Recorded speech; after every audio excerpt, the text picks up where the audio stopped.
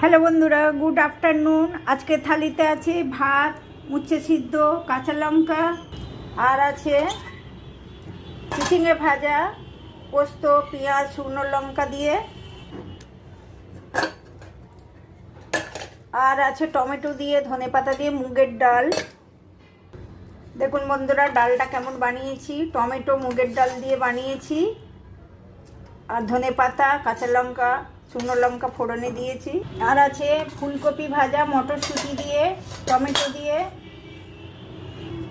ফুলকপি ভাজাটা দিয়ে দিয়েছি থালিতে। আর এই যে ভাত তো দিয়েইছি, দেখিয়েছি। আর আছে কালকের ভেটকি মাছের কালিয়া। আজকে আর মাছ বানাইনি, এই ভেটকি মাছের কালিয়াটা 2 পিস ছিল, আজকে হয়ে যাবে দুজনার।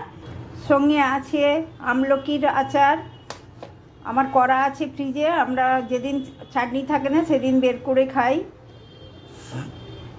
আমার থালি কেমন হয়েছে দেখে বলবেন বন্ধুরা। ভালো লাগলে আমার চ্যানেলটাকে একটা সাবস্ক্রাইব করে দেবেন, আর একটা লাইক শেয়ার কমেন্ট করে দেবেন। আজকের মতো টাটা বন্ধুরা, আবার আসবো অন্য ভিডিও নিয়ে।